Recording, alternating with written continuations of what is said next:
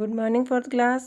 Today we will read our chapter भलाई करो। और ये एक संस्मरण है।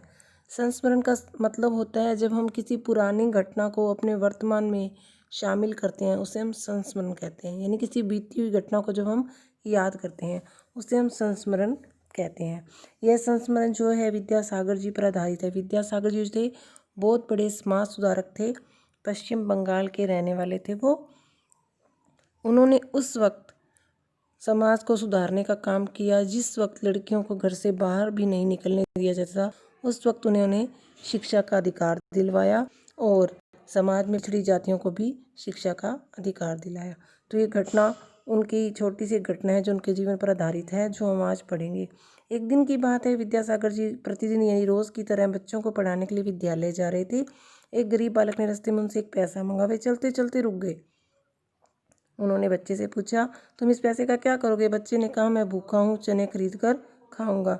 विद्यासागर जी ने पूछा, यदि मैं तुम्हें 2 पैसे दूं तो तुम क्या करोगे? बालक ने खुश होकर कहा, 1 पैसे के चने मैं खाऊंगा और दूसरे पैसे के चने मैं अपनी माँ के लिए ले जाऊंगा। विद्यासागर जी ने पुनः प्रश्न किया, पुनः यानी दोबारा फिर से प्रश्न किया कि अगर मैं तुम्हें 2 आने दूँ तब बालक बोला, मैं उनसे आम खरीद कर बेचूंगा और जो आमदनी होगी उसे मैं अपनी जो है क्या करूँगा,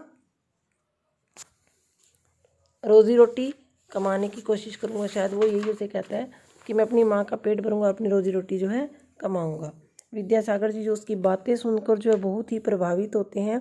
वो जेब से 1 रुपया निकालते हैं और बच्चे के हाथ पर रखते हैं और अपनी राह चल देते हैं। मतलब अपनी जहाँ उन्होंने जाना होता है उस साइड वो चल देते हैं। कुछ वर्ष बीत जाने के बाद एक दिन विद्यासागर जी उसी बाजार से होकर वापस जा रहे थे। अचानक उसी लड़के ने आकर उनके सामने उनके पैर छुए और पूछने पर पता चला कि यह वही लड़का है जिसे वर्षों पहले विद्यासागर जी ने 1 रुपया दिया था।